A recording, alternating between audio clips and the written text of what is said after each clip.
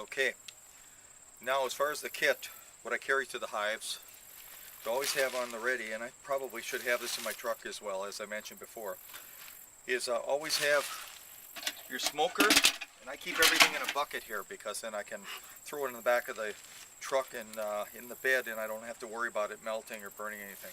So I have my smoker, and has the bellow on the back. Describe what this smoker's for. And the smoker, excuse me, the smoker is to, when you're smoking your bees, it keeps them busy. What it does is confuses them, and then they tend to do is they tend to gorge on honey. And when they do that, they get real complacent. They get really full, and they're less apt to be aggressive and attack you. So they keep them busy. So the smoking is kind of a confusing or diversionary tactic, and it's necessary to do.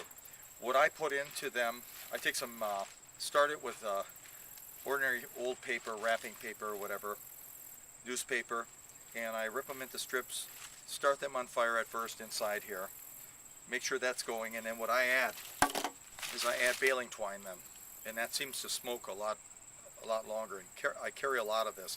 My neighbor has bags of this that used baling twine, and so I just pack that in there and keep it going, and then carry a lot of extra just to throw right on top.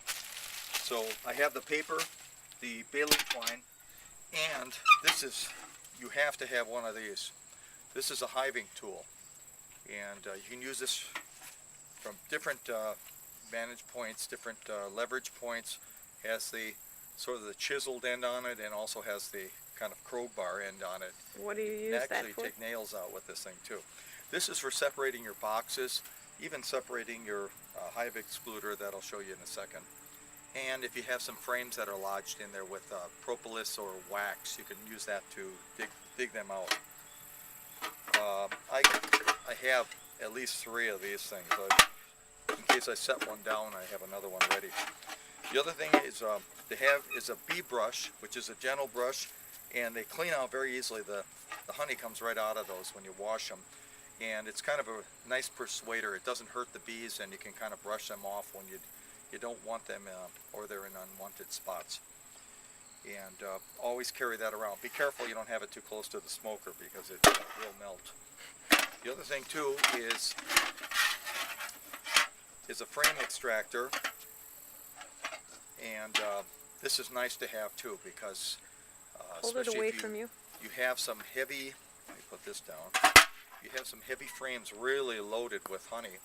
It's nice to have these, and you can actually use that bee brush, grab the top of the frame after you've broken it loose with the hiving tool, and simply squeeze on it and lift it out. And you pick it out just like a briefcase or an attaché case or a suitcase.